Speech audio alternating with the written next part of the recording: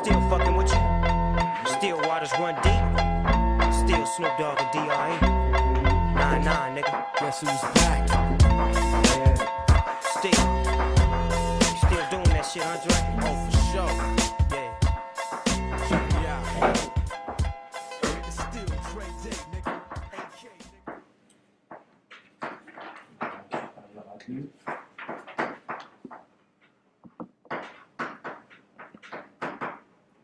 Sans facteur.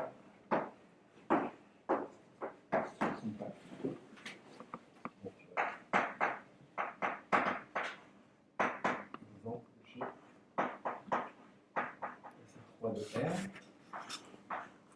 Je prends H en sous-groupe de SLR. Donc, simple, connexe,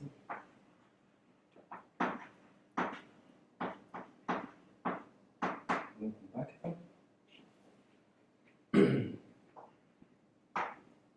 Je me donne gamin un réseau irréductible en G.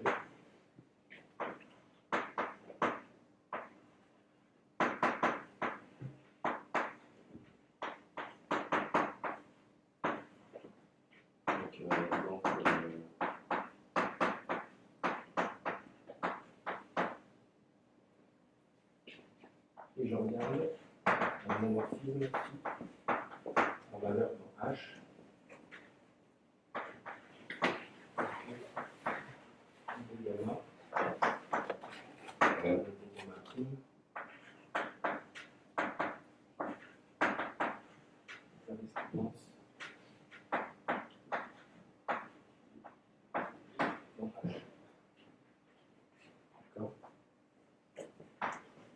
Alors, il existe une extension utile.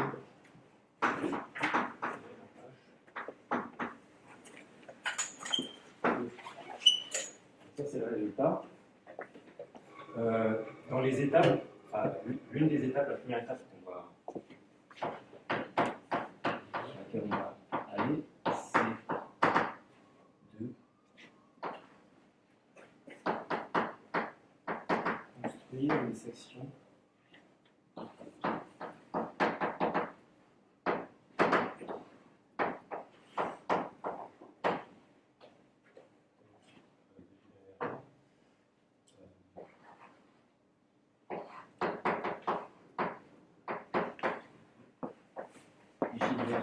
ici.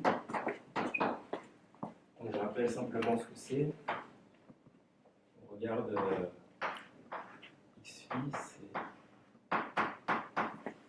g pour Rn sur par gamma, ou la version suivante.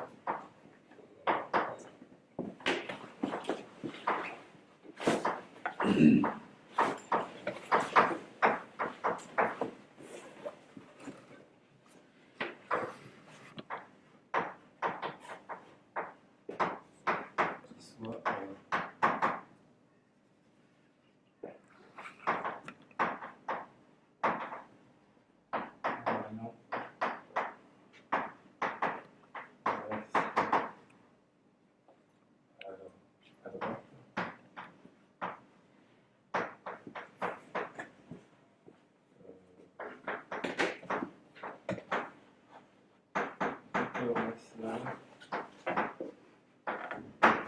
Donc ça, c'est ce qu'on veut faire. On veut construire une section de ce type-là. Et on verra qu'à partir de là, on peut montrer le résultat. Aujourd'hui, ce qu'on va voir, c'est une première partie de la construction. C'est-à-dire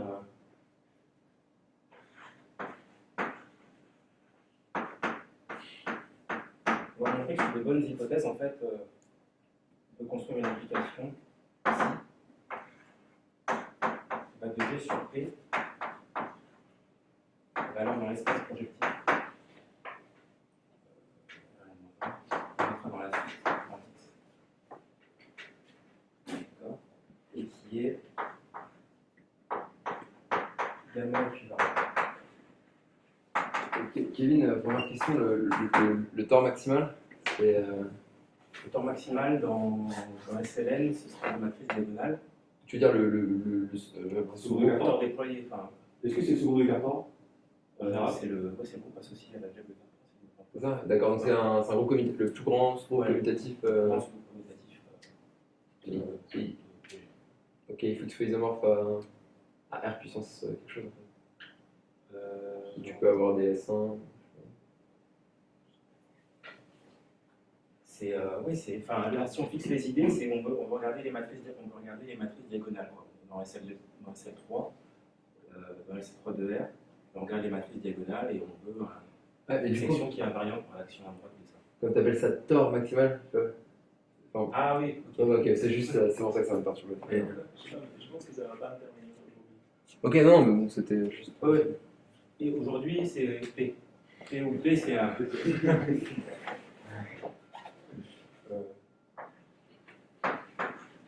Ok.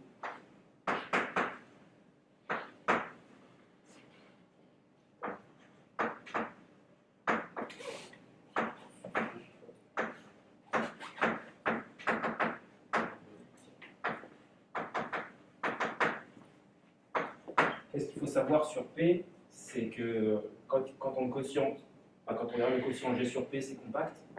Et on va voir dans quelques instants qu'en fait P, c'est quelque chose qui est moyennable. C'est à peu près les seules propriétés qu'on va utiliser sur ce groupe parabolique. J'ai une question.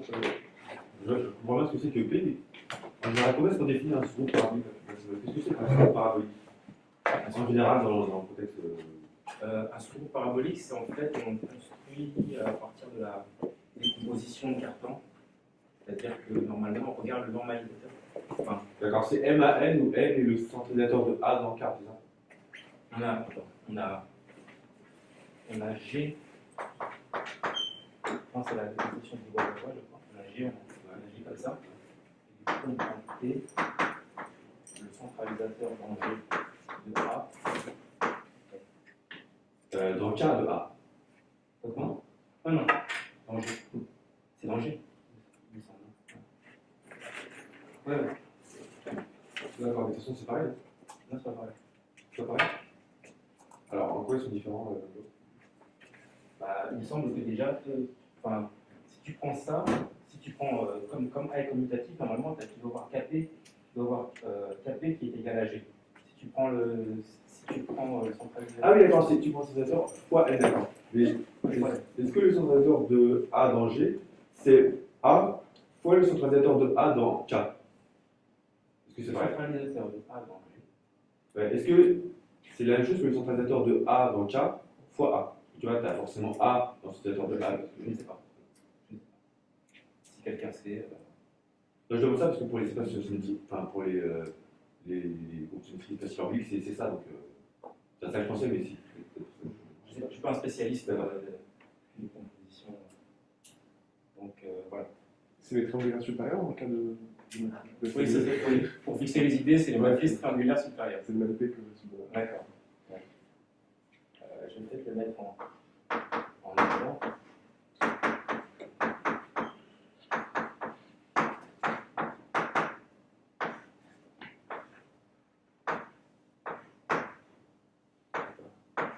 C'est vraiment sur une question de temps. Et excuse-moi, non, mais en quoi est-ce qu'il est minimal ce groupe parabolique? Tu as écrit ce groupe parabolique minimal. C'est minimal, quelle est la propriété de minimalité là? En fait, l'idée, c'est que tu regardes ce groupe-là, on peut le voir aussi comme. Le quotient, on peut le voir comme une espèce de variété de drapeaux. L'idée, Ah oui, alors, quand tu prends un drapeau en fait minimal, c'est-à-dire que tu augmentes d'une dimension à chaque fois de 1, c'est ce P-là qui correspond. d'accord. C'est minimal pour cette famille. D'accord. Donc en fait, tu dis que P c'est vraiment le stabilisateur d'un drapeau quand G opère sur la tête. Non, c'est le stabilisateur. En l'occurrence, si tu regardes l'action de G, enfin, si tu regardes le stabilisateur d'un drapeau, en général, tu obtiens un groupe parabolique. Ouais, et donc Si tu regardes un drapeau minimal, c'est-à-dire à chaque fois où tu augmentes d'une dimension, tu obtiens un groupe qui est minimal pour cette propriété. C'est ce groupe-là.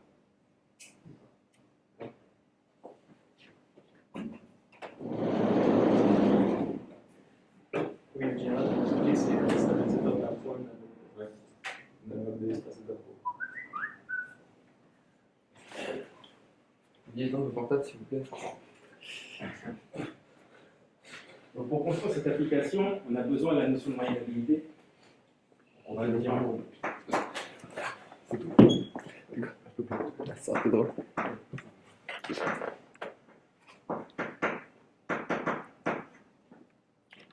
On va donner un espace vectoriel.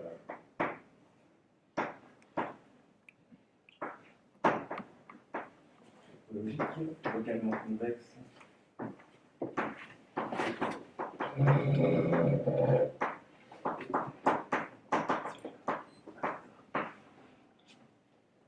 Faisable. Ok. On va se donner C. Donc je fixe simplement des notations en général. E, ce sera cet espace vectoriel là, et C, ce sera un convexe compact.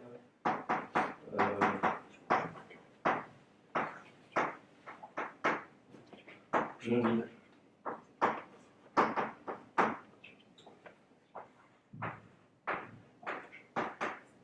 Et on notera de cette façon-là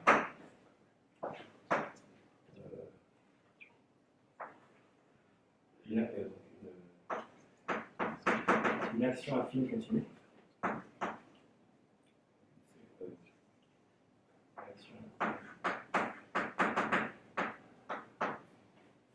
C'est 0. Tel que C soit stabilisé. D'accord? Donc la définition.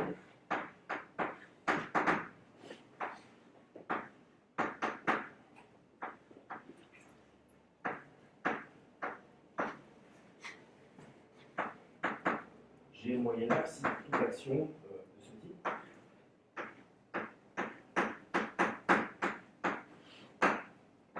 C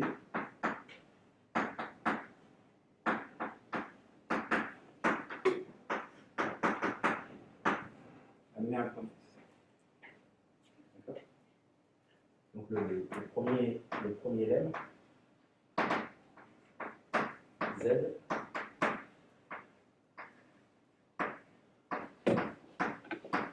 moyennable. Je donne une action.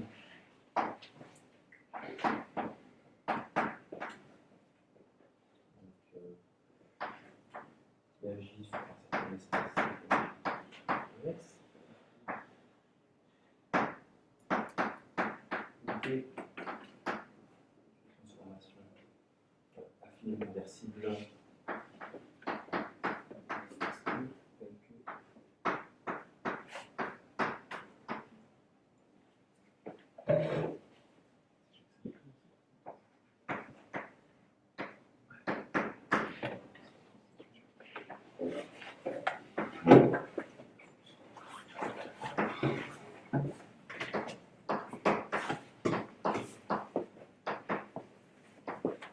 alors, je parle une valeur d'adhérence à cette suite.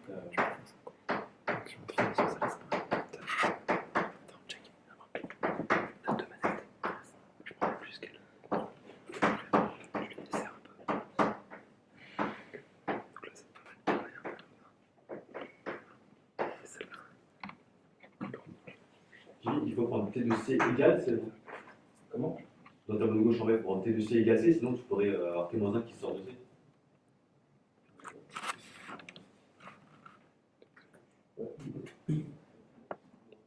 Ouais, mais aussi. Non, t'as raison.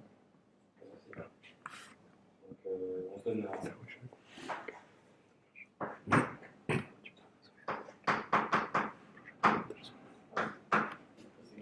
Ça, c'est quelque chose. Les deux C sont égales. Vu que ça sort en tableau. Ah oui, non, j'avais la traduction qui va bien. Enfin, j'avais mis un cube de Un détail, Le truc, c'est équivalent. comme ça, équivalent. C'est de la même définition. Ah, on peut aussi prendre. Je sais pas. Ça marche. Bah, je sais pas, parce que. On a aussi pour un. Pour Z, peut-être.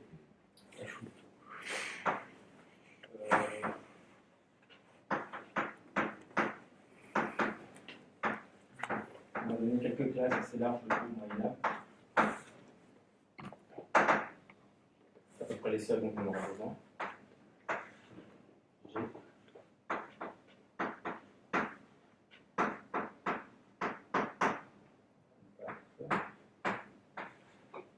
G.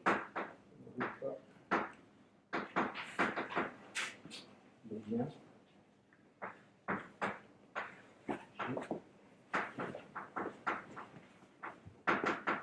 Extension.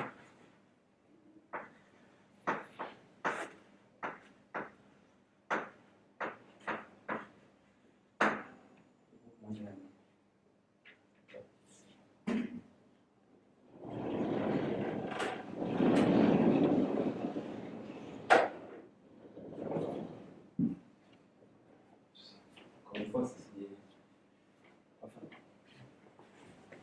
c'est des arguments assez simples qu'il faut mettre pour démontrer que c'est pareil. Kevin, la définition classique de moyenne, c'est pas ça, hein. Oui, c'est le fait qu'il existe une moyenne invariante sur le groupe.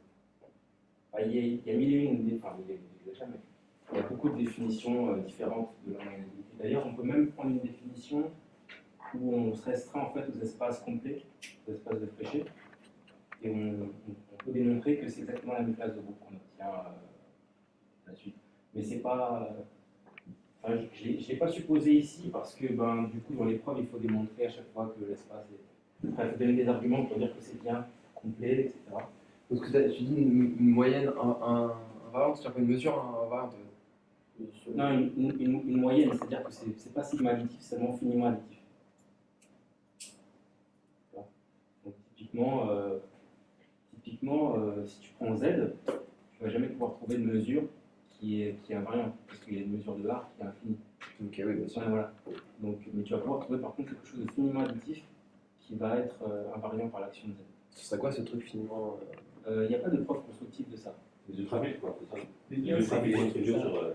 Incroyable. une moyenne invariante, c'est un point fixe dans un espace, dans un convexe, dans le dual de L infini.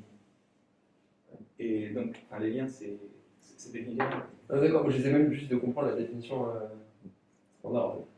En fait. Mais voilà, dans le cas de Z, typiquement, il y a beaucoup de groupes discrets comme ça. Z, je sais pas te dire, c'est moyennable parce qu'il y a tel. L'argument C'est de le Z, du choix. Ça existe. l'argument de Z, c'est de dire qu'en fait, sa représentation régulière admet des vecteurs presque invariants. Et en fait, du coup, quand on regarde certains coefficients de cette représentation, ça induit une moyenne en fait.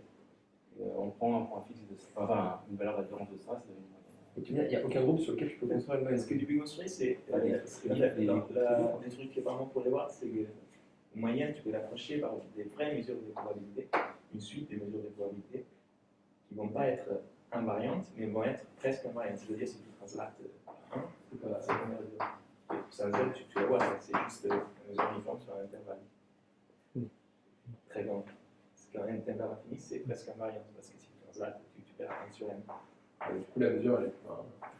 Et cette suite-là, dans des duals de l'infini, Ok. ça converge vers un vrai truc, parce que je n'ai pas cité d'étoile, qui est par contre, ces trucs-là, on ne les connaît pas.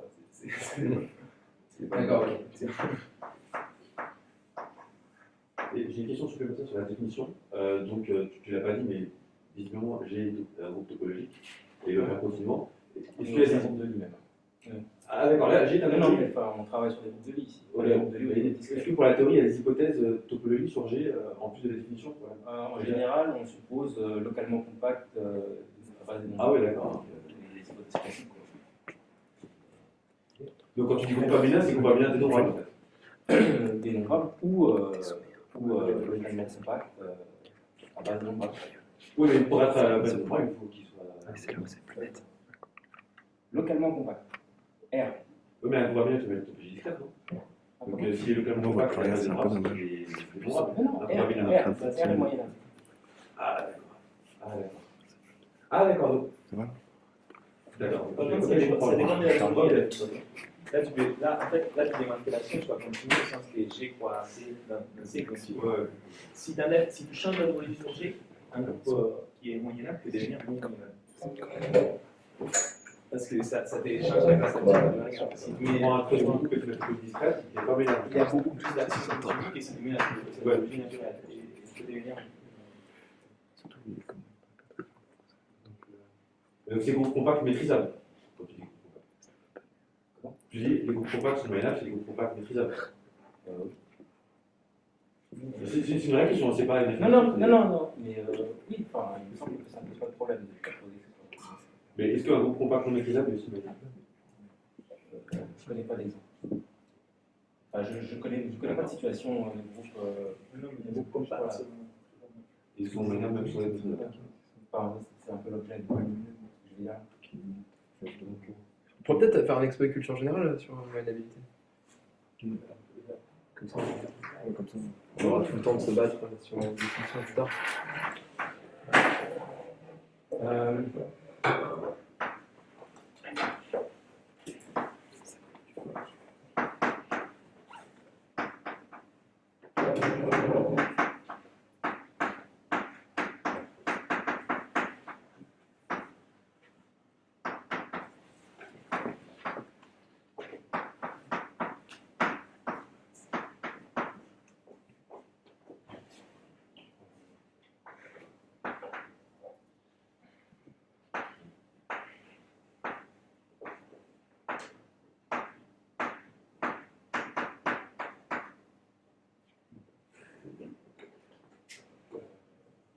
Si on dit.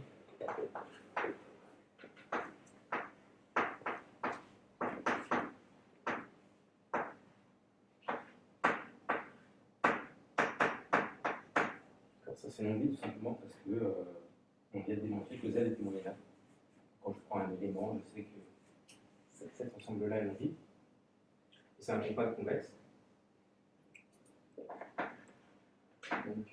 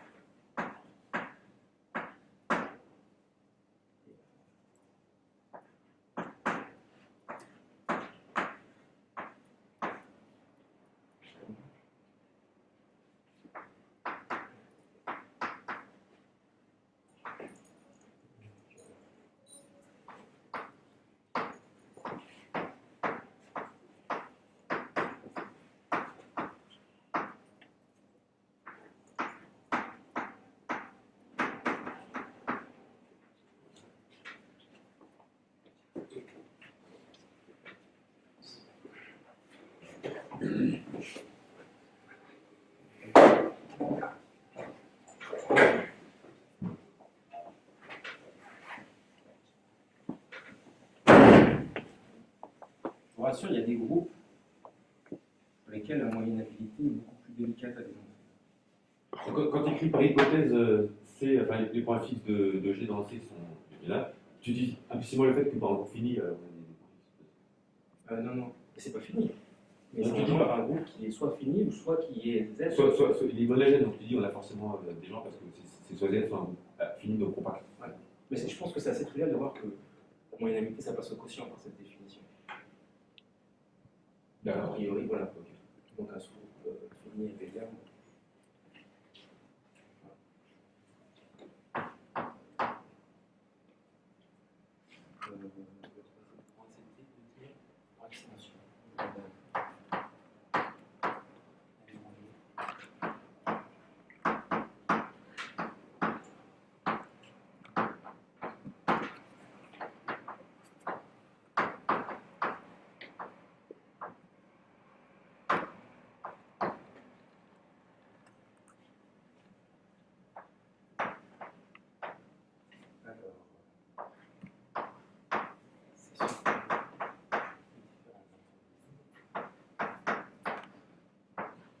Et encore une fois, comme N est distingué, du coup ça induit une action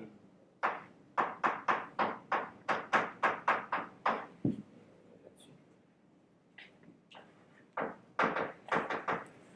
Et même induit une action sur la quotient.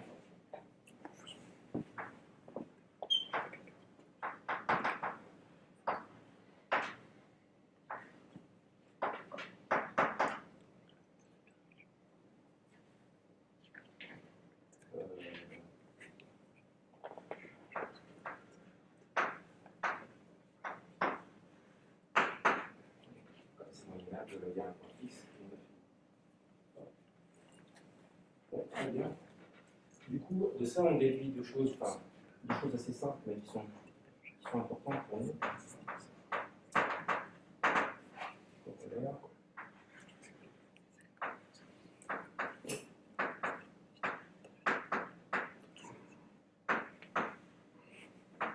Les groupes résolus sont moyennables.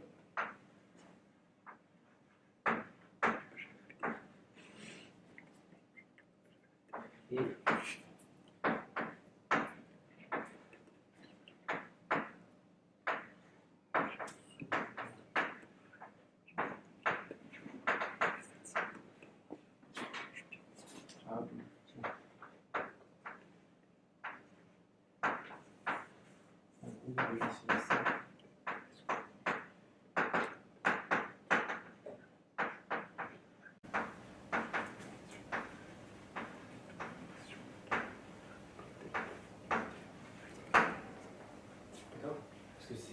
parce que essentiellement P c'est l'extension compacte de quelque chose de résolu.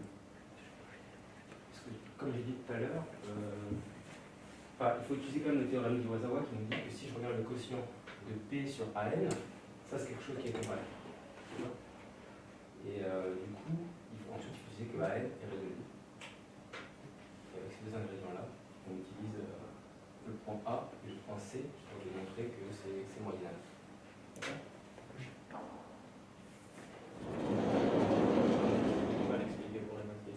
Comment?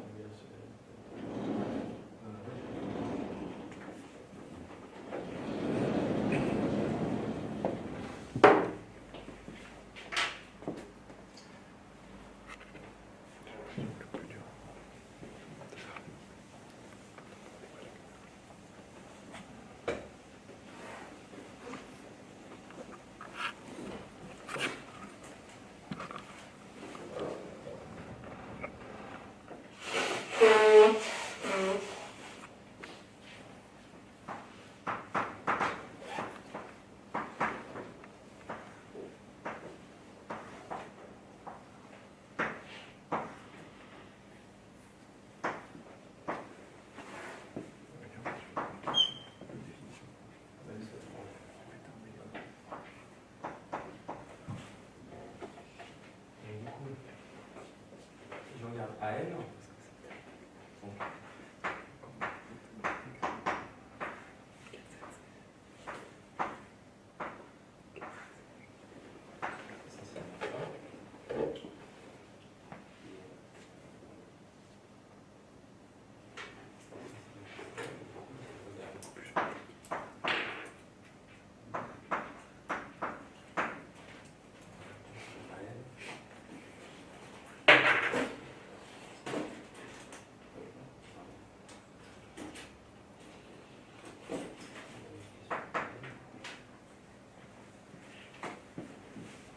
Voilà, c'est A. P sur N, c'est matrice diagonale.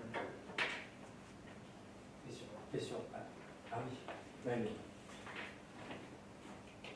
P il est déjà résolu. Il dit que P sur N, c'est A, c'est ça?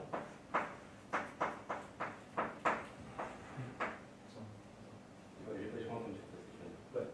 Non, c'est N. C'est N. C'est N. C'est N. Là, ton groupe il est résolu de toute façon. Hein? Là, ton groupe il est résolu. Oui, ton groupe il est déjà résolu. Ça, Peut-être ce serait plus simple de rester à N de C parce que du coup, tu aurais quand même une partie compacte dans le diagonale. Ouais, c'est ça. Il pas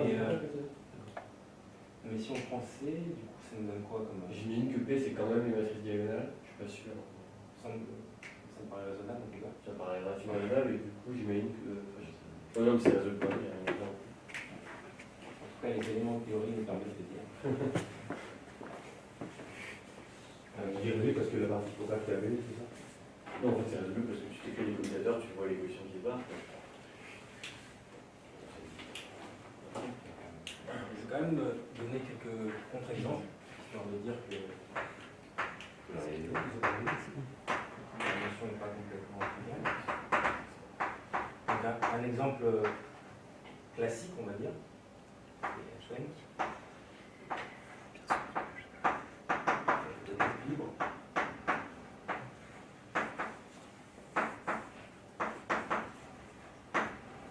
c'est sa non-moyennabilité qui avait motivé au départ cette notion, avec la décomposition paradoxale de la sphère, etc. Le paradoxe de Tarski à l'époque. Si je me donne gamma, un groupe discret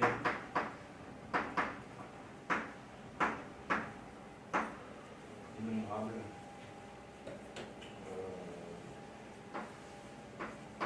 on dit homome hyperbolique, donc, vraiment pour ceux qui savent ce que c'est.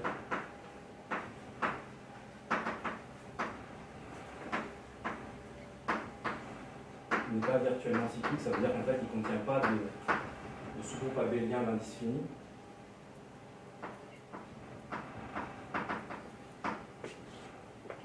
Virtuellement abélien. Comment? Non, virtuellement abélien. Non, c'est cyclique. Je crois que le théorème, c'est on peut démontrer qu'il y a un élément. Si il contient ce groupe abélien, enfin, tous les groupes abéliens sont cycliques. D'accord.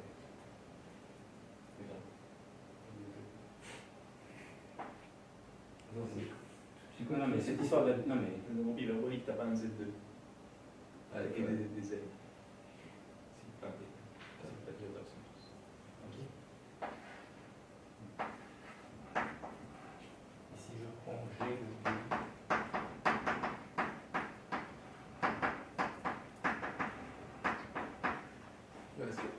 C'est ce que t'expliquais dans ton exposé en fait. Ouais, mais alors Soit attends. parabolique, soit hyperbolique. Est-ce que ça empêche qu'il soit virtuellement cyclique? Enfin, qu'il soit virtuellement Z2? Bah si t'as un Z2, en fait c'est un Z, il n'y a pas de Z2. C'est toi qui disais. Ah, mais. Ah non, mais attends, virtuellement c'est. Non, mais s'il y a un Z2 là-dedans, la métrique elle n'est pas hyperbolique. Est-ce que la métrique est hyperbolique? Non, Il n'y a Il y a un endroit où tu se rapproches, quoi. Il n'y a pas de Z2. C'est pas très bien. Donc il peut y avoir des deux, ouais, c'est pas très bien là. Ouais. Et en fait, c'est un groupe hyperbolique, c'est soit non virtuellement, c'est soit virtuellement cyclique, soit il contient un sous-groupe libre. Ok. Parce que l'idée, c'est que quand on regarde ces groupes-là, on regarde la métrique associée au mot. Ouais, du coup. Et si à Z2, en fait, les triangles auront du mal à s'écraser, quoi.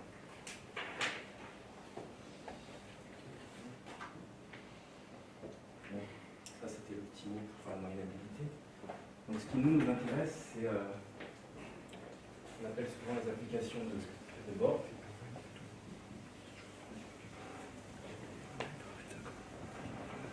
On fait une petite généralité avec un étagère de résultats.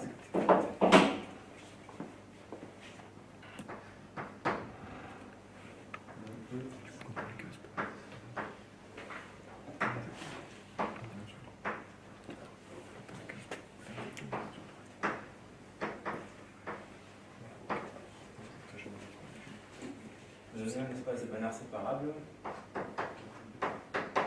Quelles que sont duales. Aussi séparable.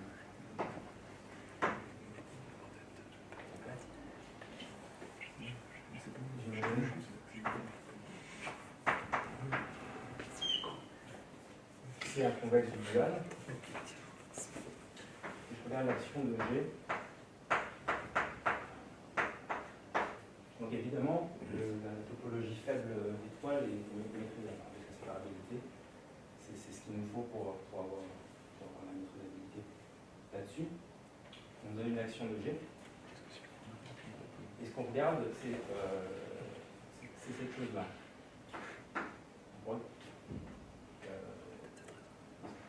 Ce que je veux dire, il faut mettre ça en forme de proposition. Fonction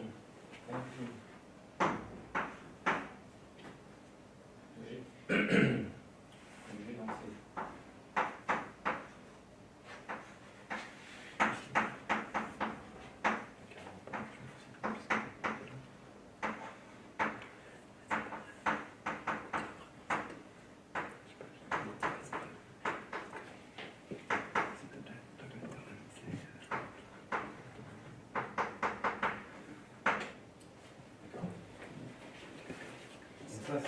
Donc ça repose essentiellement sur des choses.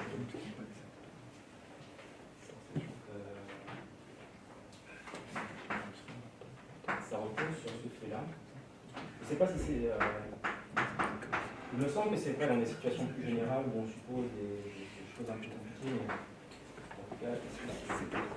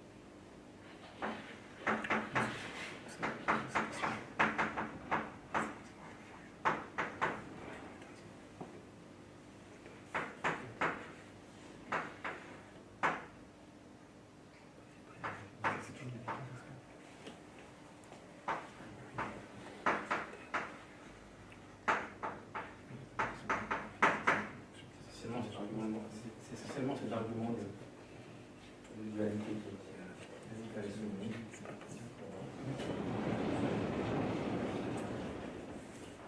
En fait, on a montré autre chose qui est aussi intéressant, c'est que si on donne un sous-groupe, qu'on remplace du coup notre espace L infini par des fonctions équivariantes, on a encore ce résultat.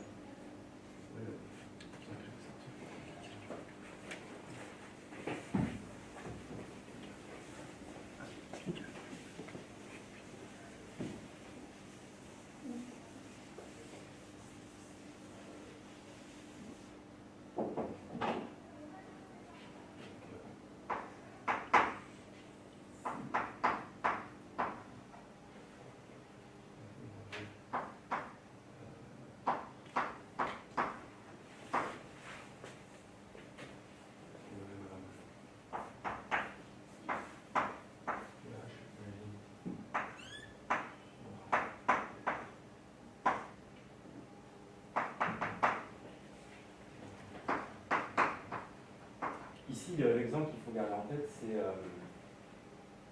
E, ce serait les fonctions continues sur un compact maîtrisable. Je suis désolé, j'ai pas compris la fin de l'argument là. Pourquoi L infini de GC est compact dans L infini de C'est G? banal à la ONU. Tu dis c'est vrai, c'est compatibilité de la mobilité, c'est ça? Compacité, star faible. Les ingrédients, enfin, je pense que le fait que ce soit convexe, ça se voit, enfin, voilà. Ouais. Ok. Donc la vraie chose à montrer, c'est la compacité. Et c'est cet argument-là. Une fois qu'on dit qu'on a la dualité, on regarde quelque chose qui est dans le dual, qui est borné, fermé. Pourquoi tu as besoin de l'indivisabilité de la G? Parce que pour la moyennabilité, je regarde des espaces que j'ai supposés localement convexes maîtrisables. Dans ma définition de la moyennabilité. Oui, mais là, ça n'apparaît pas dans ta proposition. Non, mais j'ai juste dans ma proposition. Tu parles pas de la maîtrisabilité de. Non, j'en parle pas. Enfin, là, je l'ai mis. Ah, la proposition, c'est L infini de GC est un convexe compact maîtrisable. Non, enfin, c'est un convexe. Enfin, C'est un convexe compact dans un espace topologique localement convexe maîtrisable, c'est ça? La proposition, il faudrait rajouter une partie où on pourrait dire que L infini de G dans E star est maîtrisable. D'accord.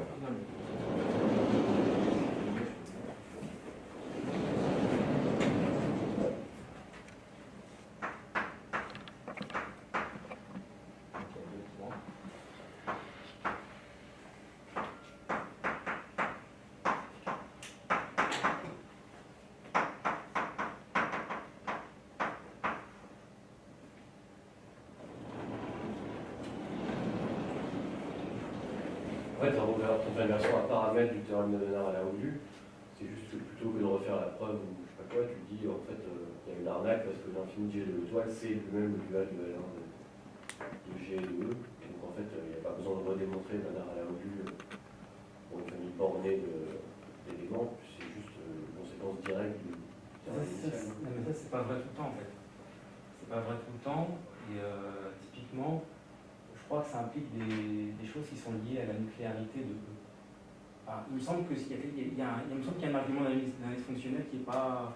Alors, J'en suis pas certain. En tout cas, je sais que pour P est différent de 1, et quand on n'est pas dans la situation 1 infini, c'est pas vrai en général ça.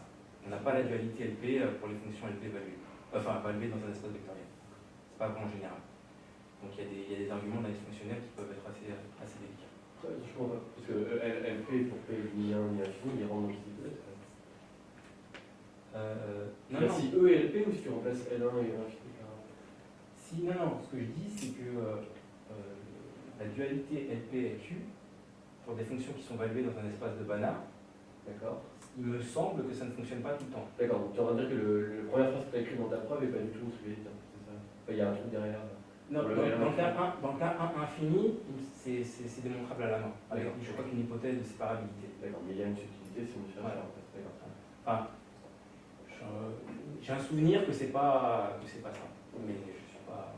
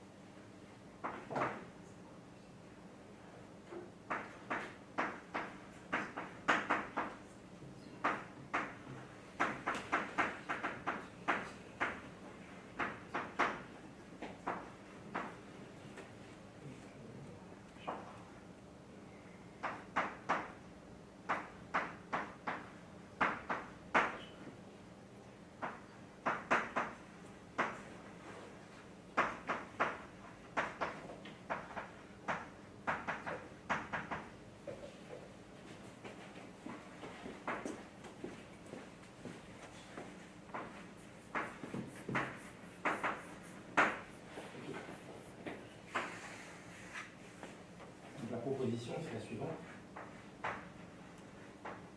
Je me donne. Ouais.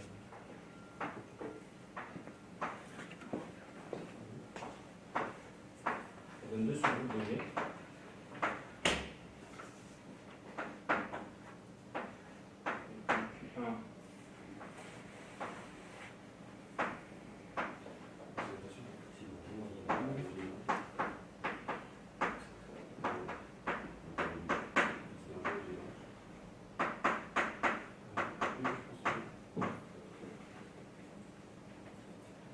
X compact maîtrisable.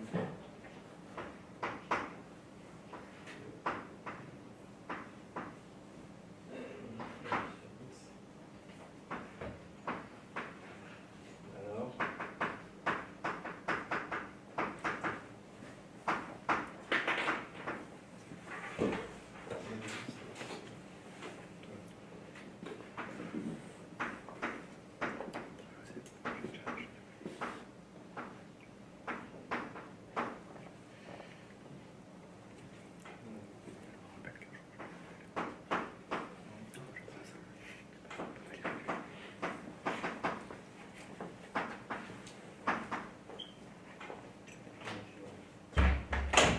Ça paraît très compliqué, mais en fait, cette théorème est très simple.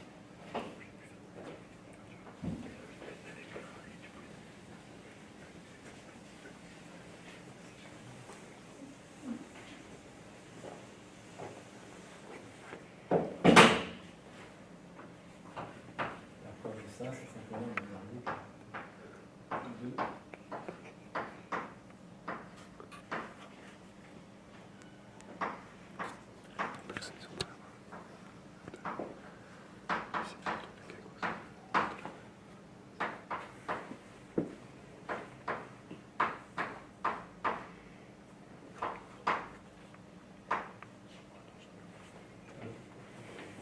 Le DU, c'est les probas sur X. Hein, comment? P de X, c'est les probas sur X. Ouais, j'ai pas dit P2X probas.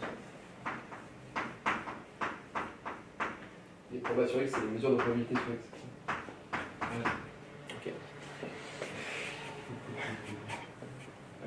Pour rien. Ouais. C'est Q1 qui doit agir ici. Du coup, on a quelque chose. Q1, c'est Q2.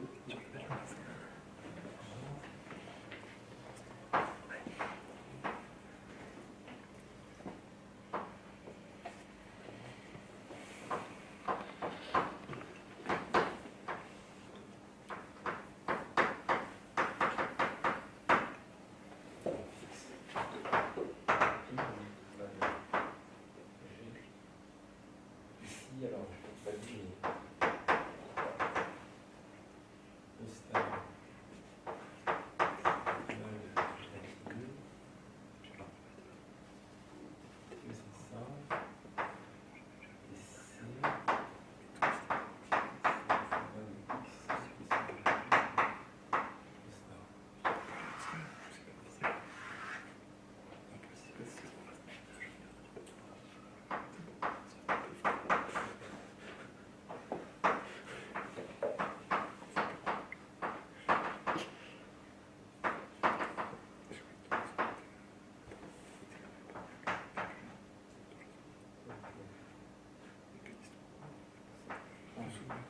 Et comment on peut être Q2 équivalent parce que Q2 ne perd pas sur X, donc Q2 ne perd pas sur P2X.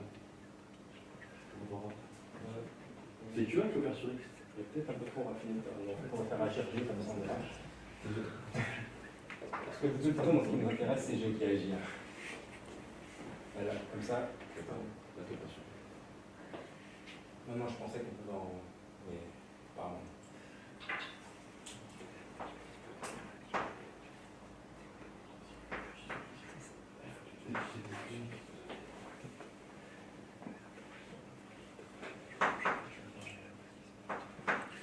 Enfin, je pense que c'est un peu quand même que je comprends bien.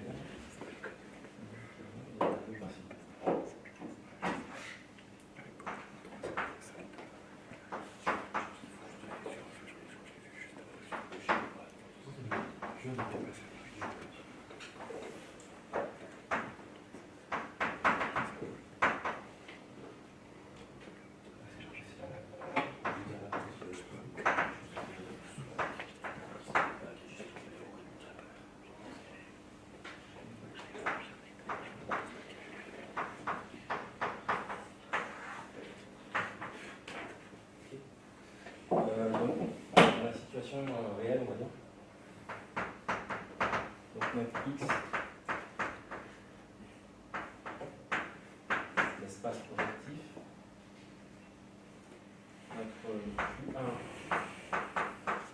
c'est le groupe parabolique.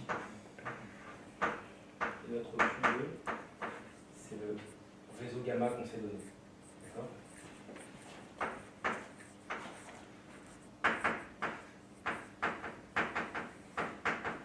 Il existe en fait une application sensible qui va donner G sur P en le propane en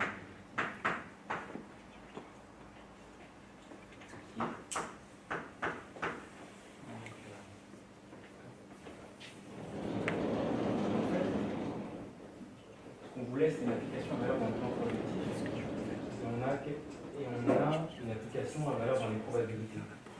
Et l'idée, c'est que le plan projectif, en fait, il s'identifie au point extrémo de l'espace des probabilités. Parce qu'un point de mon espace X associe la masse de Dirac dans ce point-là. Et donc, une stratégie, comme on travaille de façon mesurée, je ne l'ai peut-être pas dit au début, mais ce qu'on cherche, c'est des sections mesurées, donc qui sont essentiellement, qui sont définies essentiellement, pas complètement. Et ce qu'on va essayer de démontrer, c'est que essentiellement, donc pour la mesure de Lebesgue sur G sur P, cette fonction-là, elle prend ses valeurs dans les points extrémaux. C'est-à-dire, elle prend essentiellement ses valeurs dans les masses de Dirac. Et du coup, on aura un relèvement là-dessus.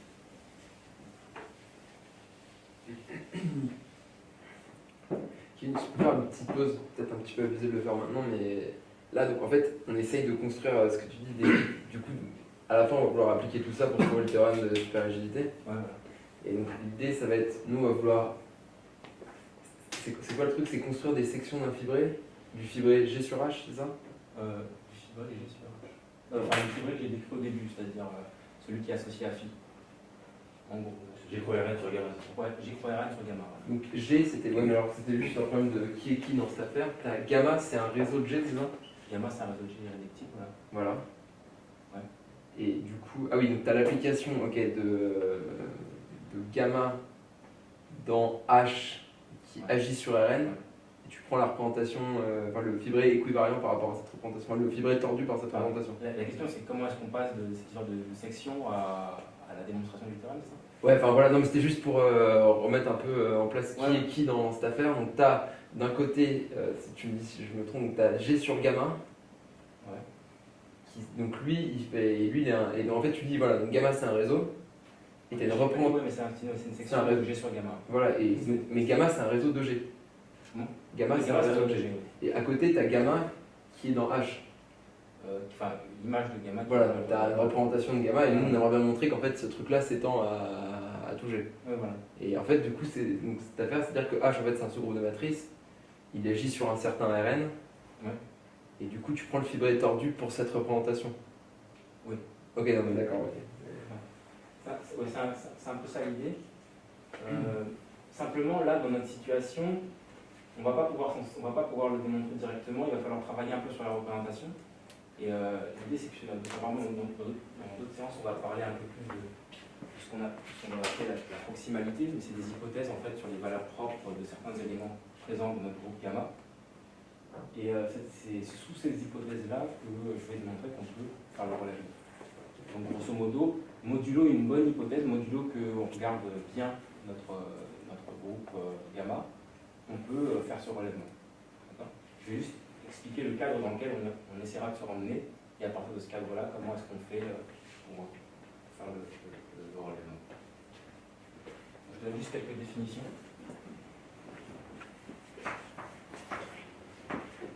Je vous donne gamma qui agit sur x.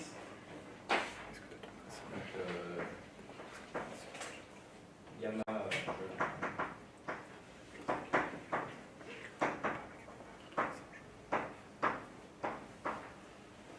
discret dénombrable et x compact maîtrisable.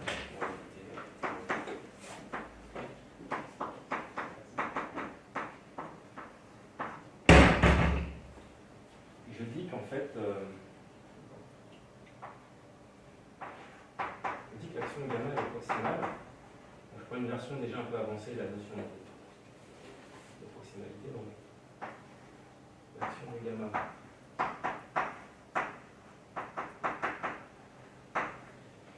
proximale si, quel que soit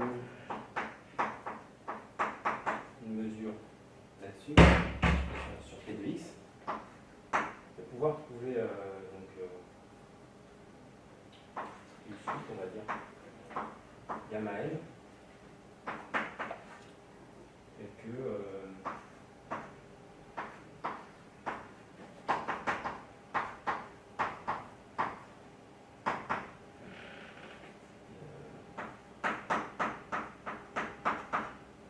c'est-à-dire qu'on va pouvoir approximer les masses de Dirac en regardant les démarches aléatoires associées à notre état de départ.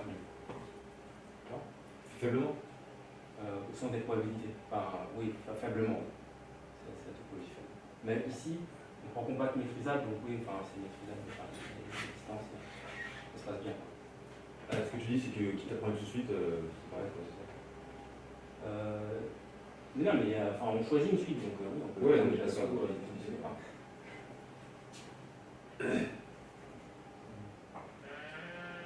que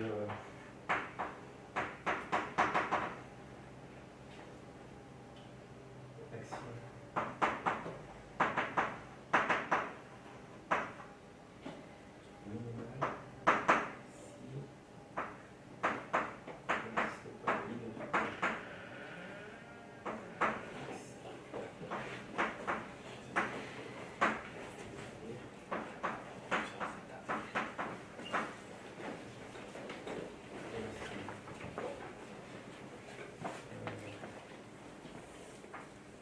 Alors, juste pour le vocabulaire, on va dire.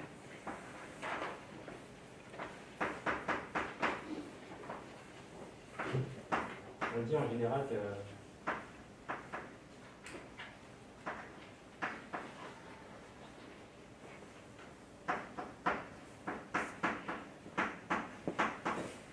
on parle de gamma frontière en fait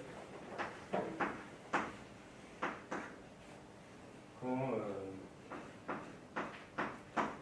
l'action est à la fois proximale et minimale.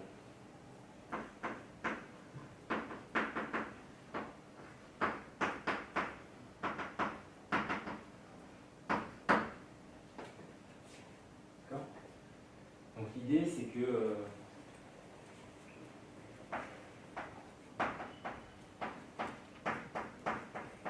on va supposer en fait que l'action du gamma sur x, qui est en fait notre point projectif,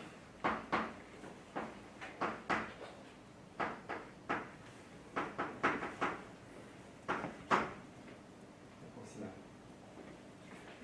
J'ai une question, tu n'as peut-être pas la réponse, mais là, avec ta définition de la proximité, si je prends une mesure mu sur gamma, mon support engendre gamma, est-ce que sur x, il y a une unique mesure stationnaire Déjà, il y a une mesure stationnaire parce que x Ouais. est compact. Ouais. Ensuite, l'x c'est une mesure stationnaire. Non, je crois pas. Non. Ah non, c'est qu'il y a rien là. Non, non, je pense pas. Non, parce que ça voudrait dire que. C'est-à-dire que tu prends mu sur gamma ou mu sur x, et si tu dis qu'on veut avec mu, il y a la mu. Je pense qu'il y a un harmonie par rapport à Voilà, exactement, c'est bien ça. Non, il n'y a pas d'unicité de. Enfin, je crois pas. Je ne suis pas certain, mais. Ouais, c'est vrai, parce que tu as un exposant de qui est positif, tu vois. En fait, la mesure en question, elle est donnée par Tx, quoi. C'est la mesure de x, c'est la loi de x. Est-ce qu'il y a des exemples simples d'action proximale? Des exemples simples. Je crois que s'il y a suffisamment d'éléments hyperboliques, c'est vrai, parce que c'est un élément hyperbolique qui va avoir tendance à tout comprimer au voisinage d'un point.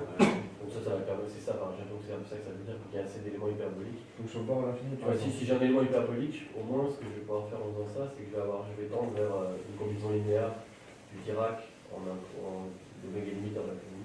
Ouais, mais tu vois, c'est Et au en bord. ayant suffisamment, tu vas pouvoir. Je pense.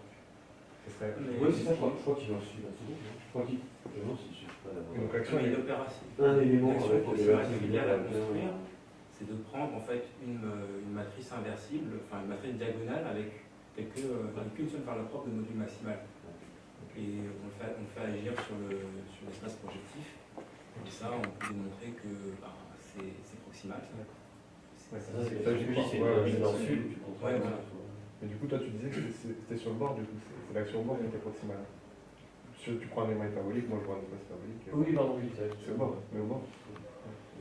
Et d'une certaine façon, c'est ce que ça dit la proximité, ça dit que. Parce que, enfin, il y a un résultat que je vais énoncer là, mais ça dit que ça renvoie d'une certaine façon les mesures sur le bord. Voilà, c'est ce que. Donc, Mais c'est un peu trop long, parce que si tu veux la seconde,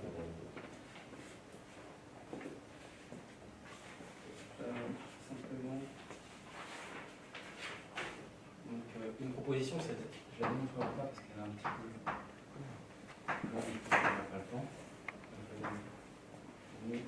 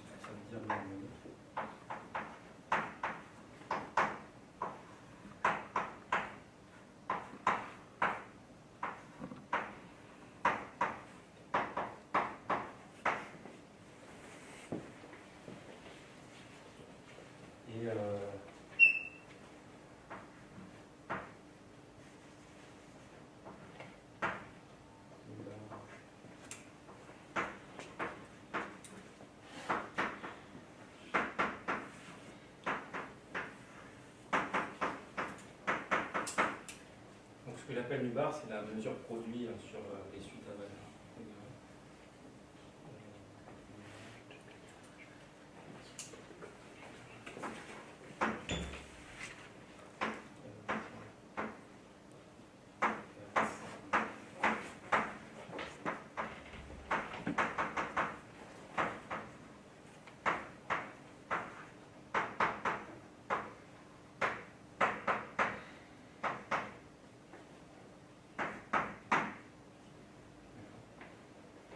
Là, on a ce résultat, c'est-à-dire si je regarde les mesures harmoniques, j'ai toujours ce type de convergence.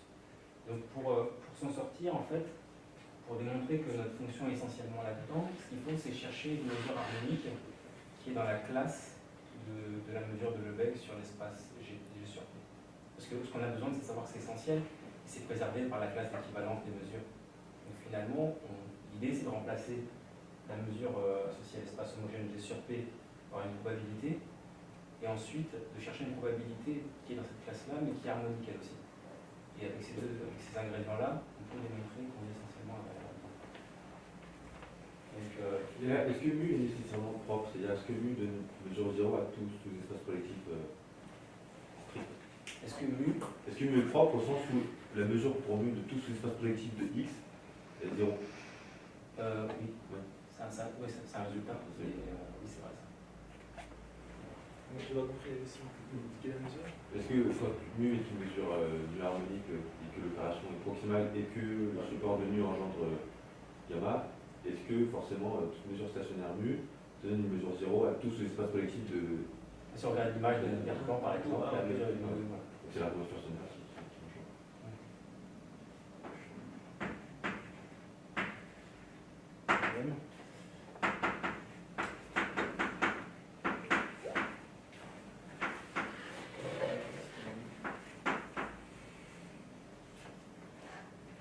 Attends, mais juste. En général, on ne va pas trouver un. Je crois qu'on ne va pas vraiment trouver que. On ne va pas pouvoir montrer l'action des gamma sur une projectile proximale parce que elle est en général minimale, mais on va se restreindre à un fermé minimal. On ne peut pas supposer que l'action est une action de frontière, mais on peut démontrer qu'elle est proximale. Même qu'elle est minimale sur tout l'espace projectif. Non, mais proximal, ça implique pas minimal. T'as mis minimal d'un objectif. Non, j'ai dit, on suppose dans la suite Ah, si c'est Ouais, c'est- frontière, ça c'est proximal et minimal. Voilà. C'est vrai que dans la suite, on va se...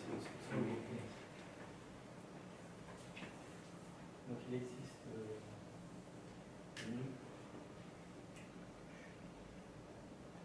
dans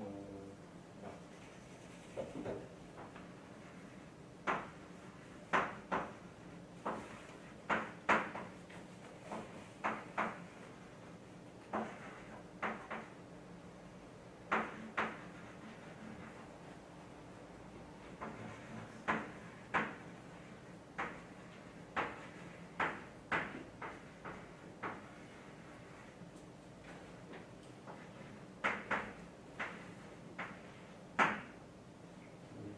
Donc il y a un résultat technique, mais dont on peut se convaincre assez facilement, c'est que on peut toujours se ramener à la situation d'une probabilité. C'est typiquement si je regarde R, j'ai la mesure de Lebesgue sur R, je me prends une gaussienne, je me donne une probabilité sur R qui est dans la même classe que ma mesure de départ. Donc ça, c'est un veut truc. dire qu'elles sont mutuellement absolument continues. Oui, elles sont absolument continues. Enfin, mutuellement. Même ensemble des Ouais, voilà. Et c'est ça qu'on a besoin finalement pour décrire la situation. Donc, une fois qu'on a ça, on peut facilement construire une mesure commune en utilisant la compacité. Donc,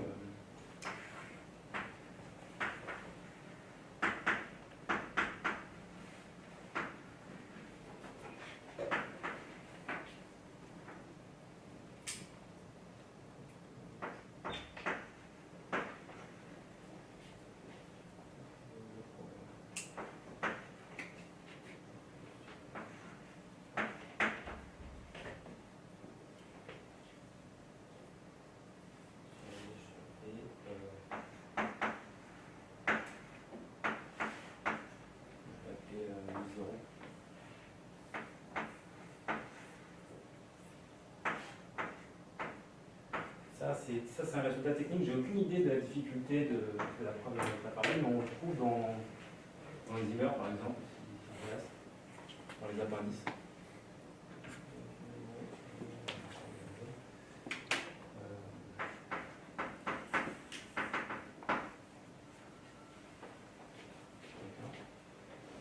Ensuite, on regarde en fait.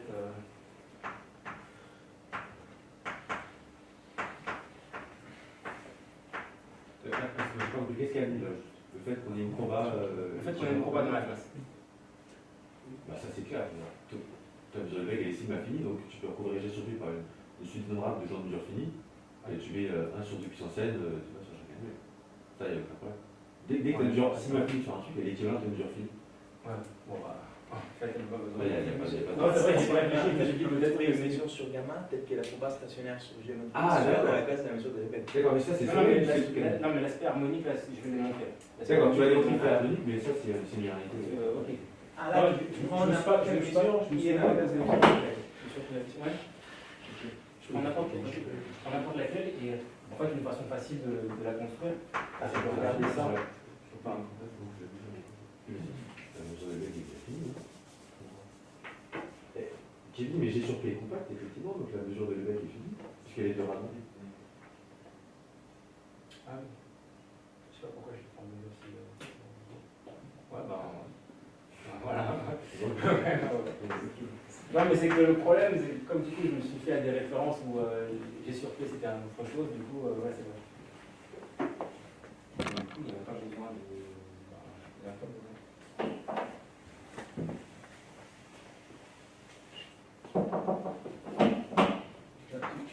Tu peux descendre le tableau parce qu'on voit plus de.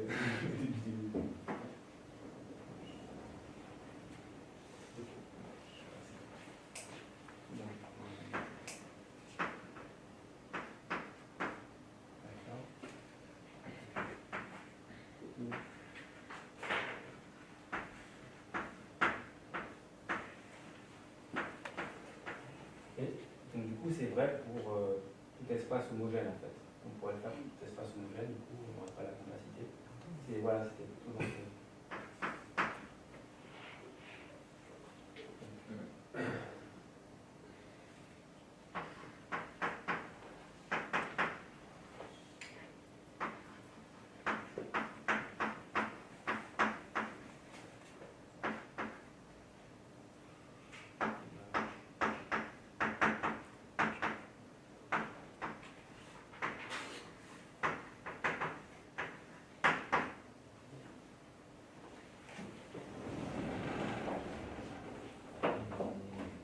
Donc attends, pourquoi est-ce que Mumbar est dans la classe de bec?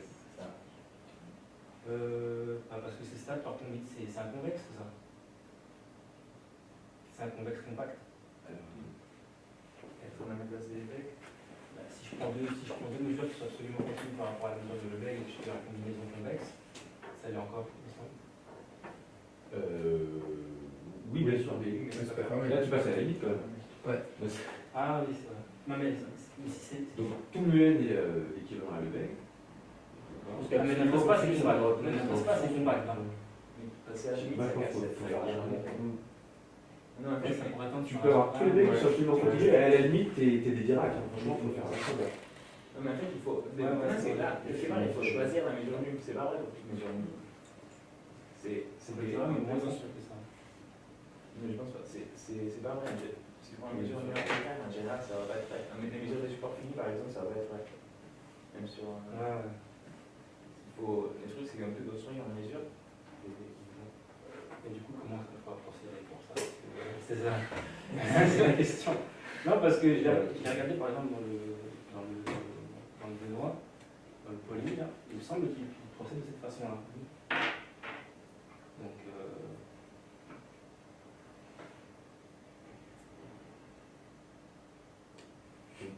Normalement, le Benoît est assez propre. Donc, C'est délice. La mue, elle n'a pas été construite relativement à nous. En fait, ce qui me paraît bizarre, c'est que si ton truc n'est pas minimal, on pourrait. Tu vois, s'il y a vraiment un truc sous. Non, où est-ce qu'il a. En fait, tu pourrais partir d'une mesure supportée par un fermé plus petit, faire ton truc et obtenir une mesure de la pompe harmonique. Et qui n'est pas dans la classe. Non, d'accord, il y aura des mesures harmoniques qui ne sont pas dans la classe de la mesure de Legge, mais ça on s'en fout, juste un début. Vente ou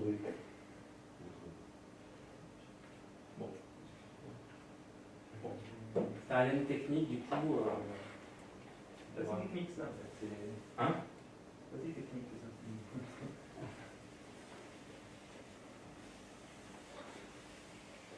Non, j'ai peut-être un peu sous-estimé celui-là. En gros, ce que ça dit, c'est que tu fais construire un marché aléatoire dans ton groupe gamma qui est discret, qui ressemble au mouvement brownien de l'espace symétrique. Ouais. Parce que la mesure des effets sur G-P, c'est la mesure des sorties. G-P, c'est les bords de l'espace symétrique. Et sur l'espace symétrique, on va aller de manière, il y a un sens de définir le mouvement brownien. Et la mesure de l'effet, c'est en gros la mesure des sorties du mouvement brownien. Et ce même-là, il dit que tu peux approcher ça avec un truc qui est discret. Quoi. Tu prends un marche à droite sur gamma, tu peux faire sur X. Mais dans des situations où nu est simple, enfin simple entre guillemets, pas trop compliqué, par exemple un support fini, est-ce que ce système de limite ne pourrait pas fonctionner? Je crois pas. Peut-être que je pense que c'est vraiment on peut construire une mesure de résultat.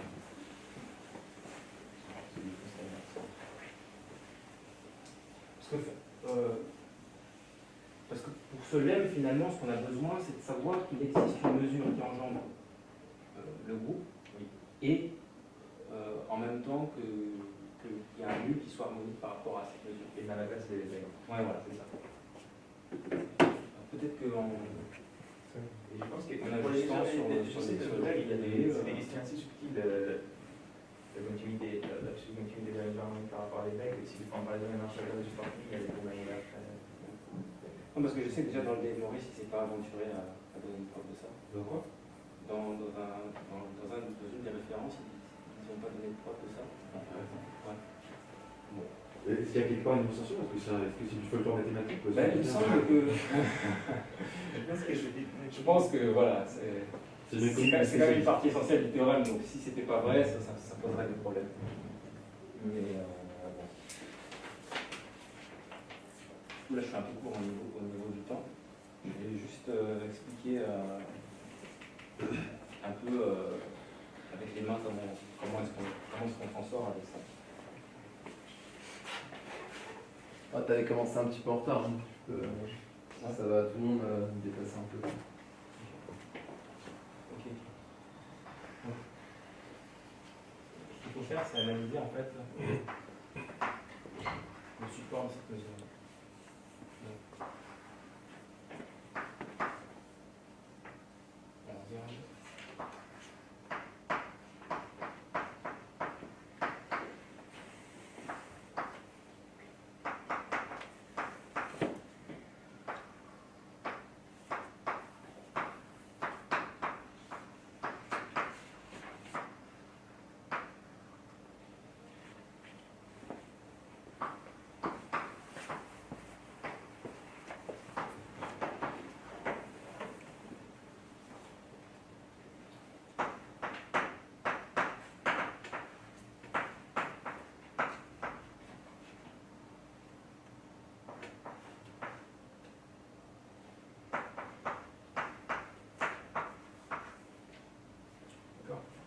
Typiquement, si on arrive à démontrer que ce support-là est contenu dans les points, dans les masses de Dirac, on a essentiellement fini. Parce que la mesure image, en fait, c'est regarder, quand on mesure une partie là-dedans, c'est de regarder en fait où est-ce que phi prend ses valeurs finalement. Donc il faut juste le problème sur juste à analyser cette situation. D'accord. Donc il y a plusieurs remarques.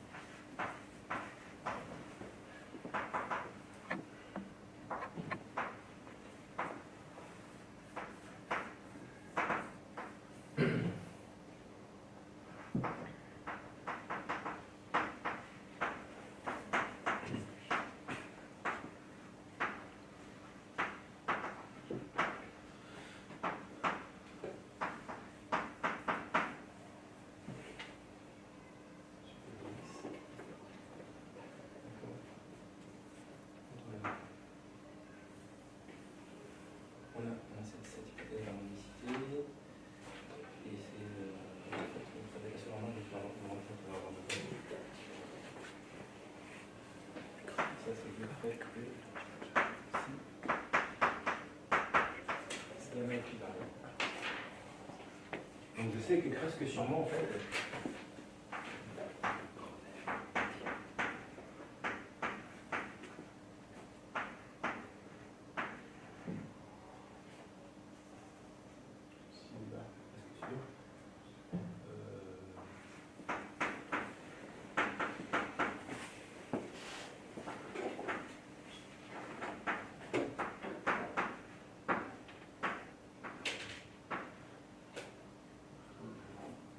Et en termes de distance, comme le dual est ici. Donc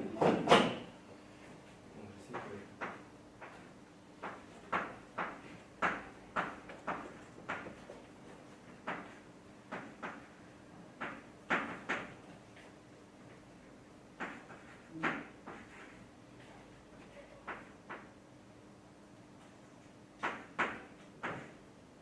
Le delta grand X, c'est justement l'identification de X dans cette probabilité, donc c'est le schéma de Dirac en fait.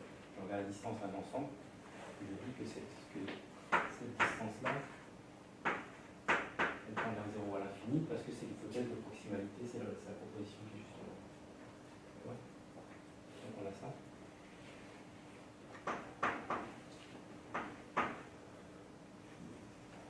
Du coup, j'ai oublié un truc essentiel.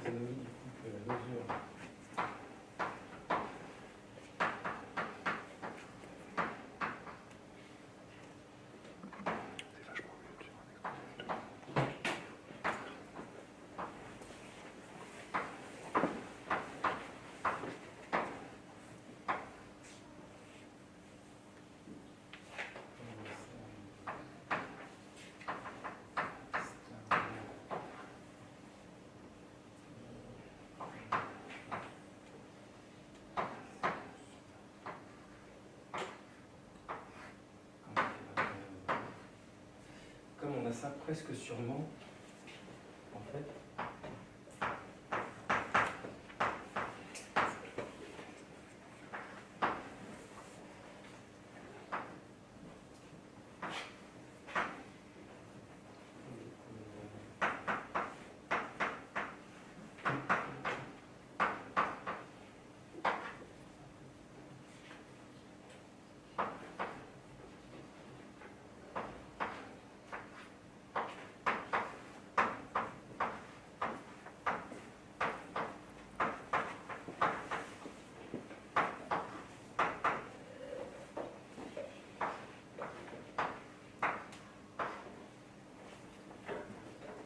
utilise équi, on utilise l'équivalent de phi. On sait que cette quantité-là, c'est égal à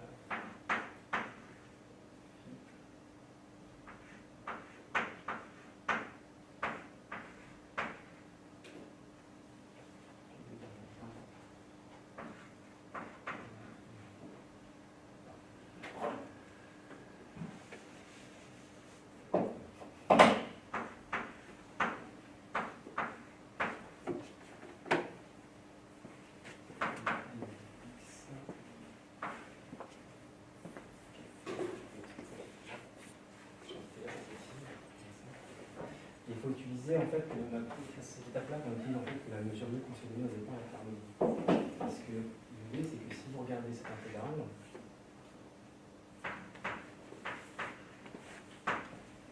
si vous regardez l'intégrale en gamma 1, gamma n x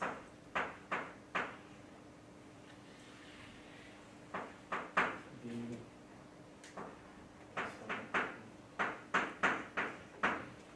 là.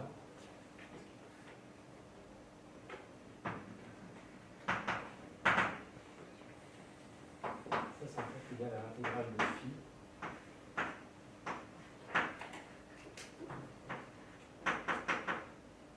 de n convolé de mu convolé avec donc une barre qui est harmonique. Donc ça, c'est cette mesure-là, c'est en fait une barre.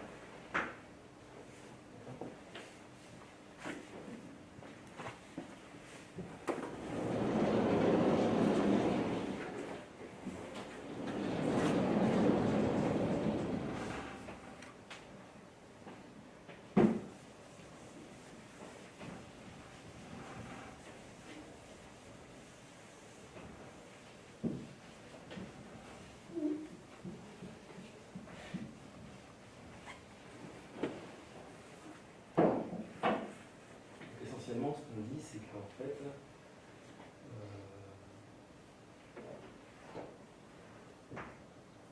donc, la mesure de x appartenant à gt, la distance de phi de x delta x supérieur à epsilon est vers 0. Ça, c'est indépendamment, c'est indépendant de n. Ça, c'est indépendant de n. Ça implique que phi est mu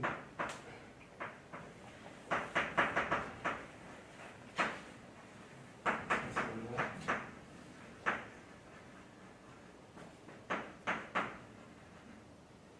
à valeur dans delta x. C'est fini la preuve. Donc l'idée c'était voilà, d'introduire cette moyenne sur GP, de constater qu'elle est harmonique, et ensuite de regarder cette distance-là, et d'utiliser à un moment le fait social que le bar soit harmonique. Ce que tu appelles delta x, c'est l'espace des mesures, c'est Oui, il y a l'ensemble des mesures de Dirac. Hein Non, mais là, tu as noté de façon un petit peu cavalière delta x, l'ensemble des mesures de Dirac. l'ensemble des mesures de Dirac, on met en parenthèse, voilà. Bien, voilà. Il y a, oui, alors il y a le modèle qui a disparu, mais il est présent partout en fait. Essentiellement, c'est ça. Qu'est-ce que tu avais dans la ligne de mire? C'était ce théorème-là, c'est ça? Comment? Ce que tu avais comme objectif, c'est le théorème qui est là, c'est ça? Ouais, c'est ce théorème-là. Ça, c'est vraiment. Ok. Ce théorème-là, parce que mu est dans la classe de Lebesgue, donc on dit essentiellement qu'on est à valeur dans les maths de Dirac. D'accord? Et comme notre espace X c'est l'espace projectif, du coup ça se relève naturellement en une application sur l'espace projectif. Il faut utiliser le fait que cet espace-là, cet espace de probabilité-là, il est stable par l'action de gamma. Ok. D'accord. Donc ça veut dire quoi? Ça veut dire qu'en fait, une autre façon, une façon équivalente de dire les choses, c'est qu'il existe un phi chapeau qui va de G sur P dans X, tel que phi de X, que ce soit égal en fait à un certain delta de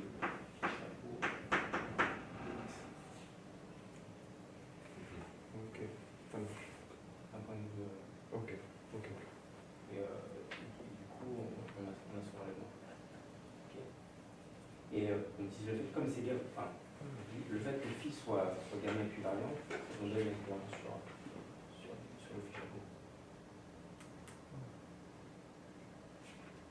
Donc toute cette partie, c'est une donnée, c'est ça. Ouais. Pour l'instant, c'est toujours pas qui est psi, mais toi, tu montres un terrain, donc si la donnée, tu fabriques psi chapeau. Comme si on l'a construit avec la moyennabilité. Si on l'a construit avec la moyennabilité. Ah oui, d'accord. Voilà. Ok, ouais. Après, ce que je dis, c'est que modulo des hypothèses de représentation, on se place en situation proximale. Et dans cette situation-là, on peut arriver à faire les choses. Du coup, Kevin, est-ce que tu pourrais nous faire un petit récapitulatif de où on est parti, où on en est à peu près dans la preuve? Non mais, enfin, tu vois, c'est quand même structurellement compliqué, donc comme ça aurait...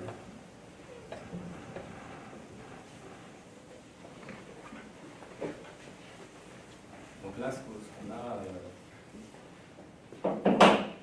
Donc là, on en est à la partie...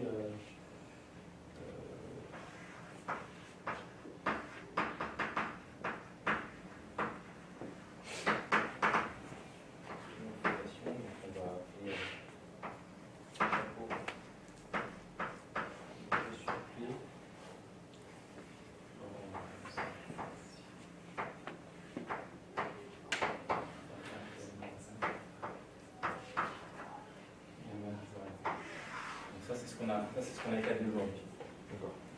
Et les deux éléments, c'est l'élément de moyennabilité pour passer sur l'espace des probabilités, sur l'espace projectif, et c'est ce système de relèvement qui est lié aux actions proximales. Et à la fin, qu'est-ce qu'on veut? Et à la fin, ce qu'on voudrait, c'est relever ARN, relever à l'espace. Et là-dessus, enfin, relever à l'espace. Et là-dessus, l'idée, c'est qu'il y a... Enfin, Tu vas changer l'espace de départ, tu vas peut-être G sur PG.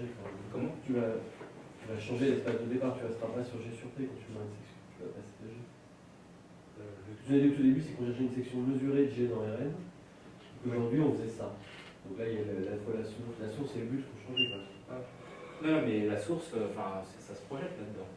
Moi, je suis d'accord, mais tu vas utiliser la liberté, je mets une en plus, qui va être donnée par le fait que là, tu positionnes par P pour relever ARN. Non, l'idée c'est qu'on va regarder la même chose mais pour le dual. C'est-à-dire que là on a agi sur RL, et on va, enfin, sur un espace V, on va agir sur V bar.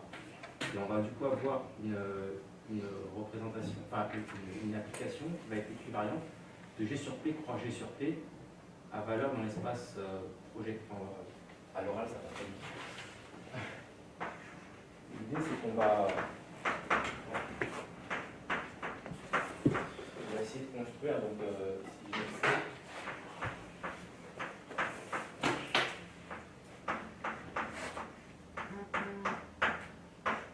D'accord.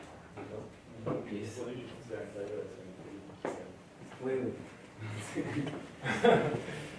Ouais.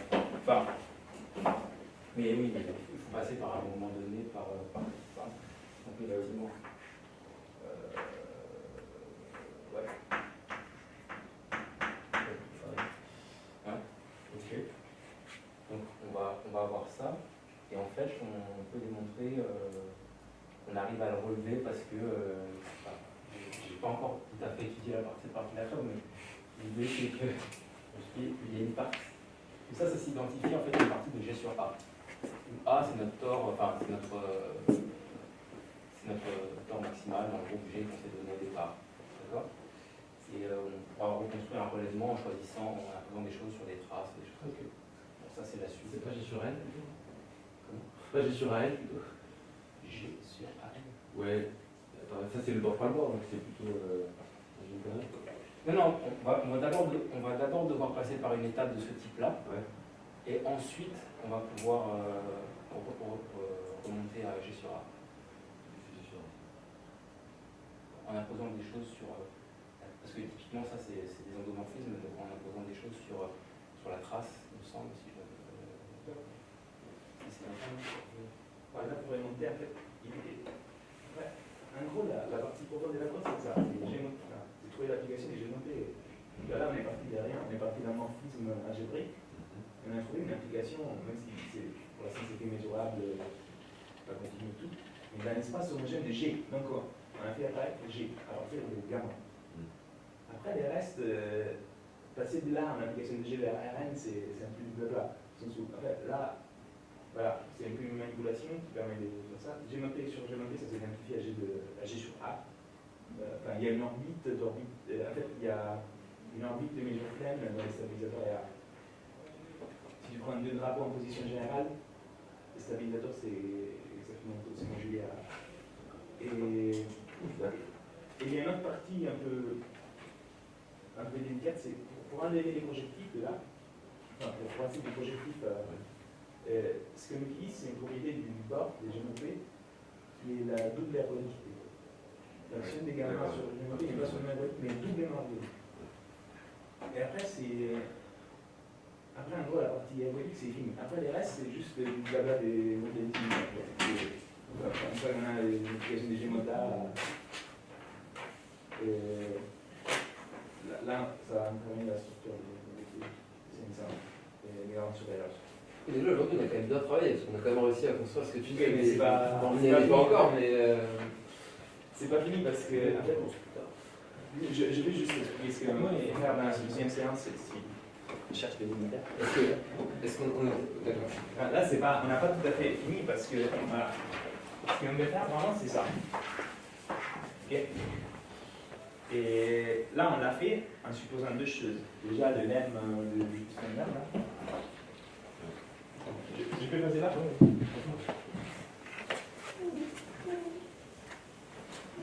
En fait, il aurait fallu faire un premier exposé sur les produits matrices aléatoires. Parce que là, le PTT, c'est quand même assez profond. Enfin, ces résultats-là, tu les as écrits comme ça. Le fait qu'on écrit gamma 1, gamma n, c'est très profond, c'est très dur ça. On écrit, les gens ici font de la dynamique, mais c'est très bien que c'est beaucoup plus facile d'écrire gamma n, gamma n moins 1, gamma 1, que d'écrire gamma 1, gamma n. Écrire gamma 1, gamma n, ça veut dire qu'on compose à droite. C'est-à-dire qu'à chaque fois, on va changer. Enfin voilà, Oui, c'est ça. Les gens sont proximaux, mais voilà, il y a un mauvais hyperplan à chaque fois, et ça ne sera jamais le même. Il faut comprendre comment ça se passe, c'est vachement dur. Enfin, là, tu as écrit des trucs très profonds. Dans cette situation-là, peut-être prévoir un exposé sur les. Eh ouais. Je pense Tu peux le donner, Ouais, non, là, c'est pour toi, Peut-être faire un exposé sur les bords des poissons costérins en général. Parce qu'en fait, l'espace-là, c'est pas n'importe quoi. C'est un truc qui s'appelle les bords des poissons Fustenberg, qu'on peut associer à tout groupe mesuré, sans hypothèse. On n'utilise pas la structure des réseaux. Et c'est un fait général qui est pour cet espace, on a une application. Donc, si on a gamma, on groupe quelqu'un qui a une mesure continue. On construit un certain espace fini. Et c'est un fait général que cet espace a la propriété que toute action gamma sur X compacte. Et il existe une application de gamma J dessus.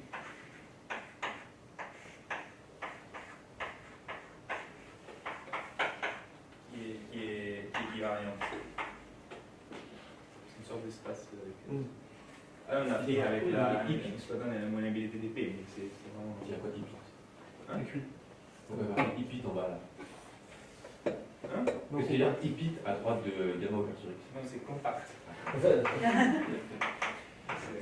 Bon, ça peut faire l'objet d'un exposé de première séance. Mais la prochaine fois, pour la même différence, parce que ce qu'on va vraiment faire, c'est terminer la construction des psi.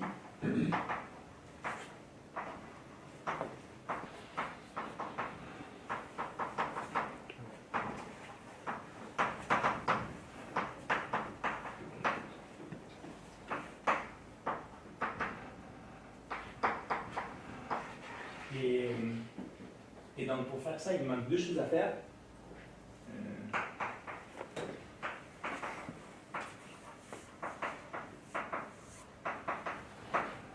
Donc les premiers, c'est des trucs qu'on peut passer à côté. J'ai vu que j'ai regardé là, c'est bien fait dans les polis de Benoît. Et ça prend 2 pages, une page et demie. Après, peut-être qu'on comprend bien la preuve, ça prend plus, mais et les démontrer, ça ne prend pas trop. Après, on peut se contenter d'une preuve formelle, d'avoir plus d'intuition, ça dépend des démonstrateurs. Et donc, ce qu'il faut faire, c'est montrer que on peut trouver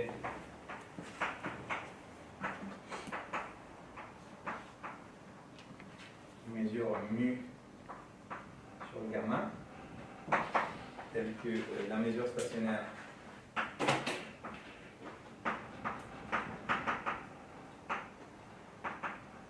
mu sur G mod P, ça nous soit dans la classe des vecteurs. Et du coup, dans le Benoît, il fait quoi? Parce que il me semble que Mu égale. Les Benoît, il fait ça. Il demande, mais c'est vraiment. Ça dépend de la mesure qu'on choisit sur gamma. Là, c'est pas par exemple. J'ai regardé, c'est pas. Je ne comprends pas l'intuition de la preuve. Ça, c'est ce qui fait une ou deux pages, c'est ça? C'est fait une page. C'est ce que Kevin avait dit tout à l'heure. En plus. Ouais, effectivement. Et la deuxième truc, c'est, là on a supposé que l'action était proximale. Montrer donc que c'est raisonnable à ces gars. C'est la proximalité.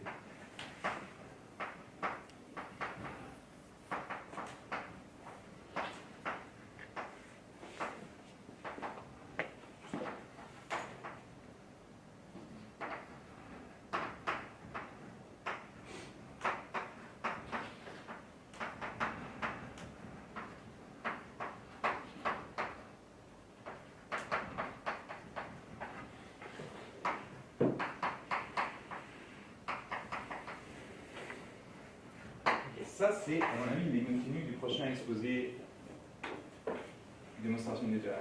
Après, on peut discuter du contenu du premier exposé. Volontaire. Ok, est-ce qu'on s'arrête là pour Oui, le... on peut s'arrêter. Ok. Bon, bah, on va remercier Kevin pour ce super exposé.